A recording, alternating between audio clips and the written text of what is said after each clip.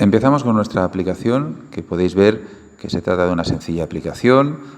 Es un ejercicio con dos clases, una clase lógica, que ya me ha dicho Marc que no he seguido las convenciones, que el nombre de la clase tiene que ser empezar en mayúscula, pero bueno, eso da igual para mí, los efectos. Veis que en la clase lógica tenemos dos métodos, ¿vale? Un método sumar, un método multiplica, y que luego utilizo esos dos métodos en la clase principal del ejercicio, como podéis ver aquí, ¿eh? Es un ejercicio totalmente teórico y podéis ver ahí que cuando el objeto mi lógica llama a un método, veis que no hay ningún comentario, ¿eh? Si no tenemos ninguna información en el sistema sobre lo que cada uno de esos métodos que yo he creado efectúan. Vamos a darle algunos comentarios.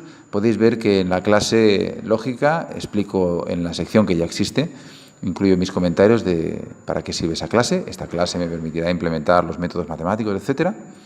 Y veréis cómo voy a ir comentando los métodos diferentes de la clase para que después, en la descripción, cuando vaya a utilizar cada método, pueda tener el detalle de para qué sirve el método, para qué sirve cada uno de los parámetros, etcétera. Fijaos que dentro de la clase lógica y antes del método sumar, voy a poner el comentario. Si el comentario lo pongo con una barra asterisco y 0 con asterisco barra, veis que puedo introducir un comentario de texto habitual, pero no hace referencia específicamente al método que tengo a continuación. Sin embargo, cuando hago barra, dos asteriscos, enter, él me crea un espacio de comentario en el que ya ha tomado los parámetros de la función, los parámetros del método, ya los ha tomado, los indica ahí para que yo pueda comentarlos y luego la documentación sea más completa. Podéis ver que ahí tengo el parámetro el num1 y num2 y así puedo introducir la explicación.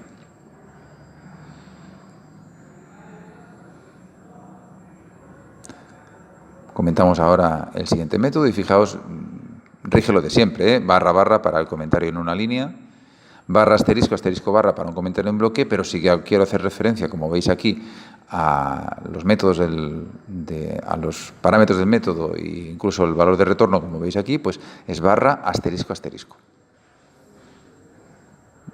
En el caso de NetBeans y de cualquier otro IDE en principio también. ¿Veis? Comento aquí cuál será el valor de retorno, para que cuando desde la clase principal, que es donde llamo a los métodos del objeto que yo haya creado, se haga referencia a cualquiera de estos métodos públicos, pueda tener la información de para qué sirve cada uno de los parámetros que me ofrece el método, así como el valor de retorno.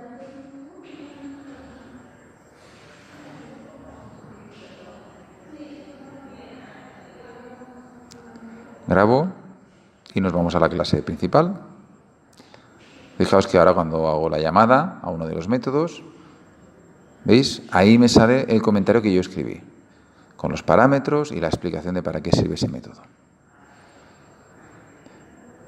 Pasamos ahora a generar el Javadoc, que es la documentación general de la clase.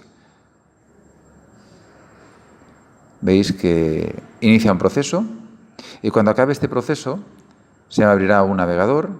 En el caso de la primera vez que lo ejecuto, tengo que configurarlo en el IDE indicando cuál es el navegador por defecto.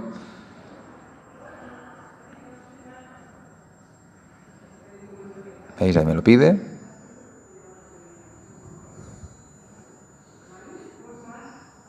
Indico el navegador por defecto, en este caso sin proxy.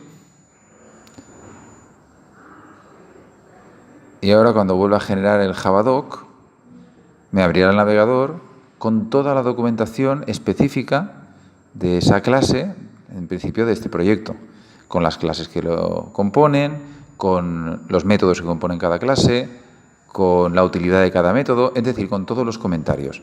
¿Para qué es útil? Evidentemente para la generación de un proyecto y la generación de la documentación que ha de acompañar a ese proyecto, para que pueda ser reutilizable la información que hay allí y para que pueda ser legible, no solamente por quien la programó, sino por cualquier otra persona que tenga que utilizarla.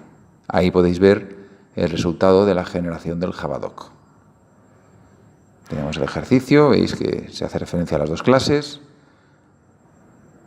Veo una de las clases, la clase lógica, y ahí tenemos los diferentes métodos.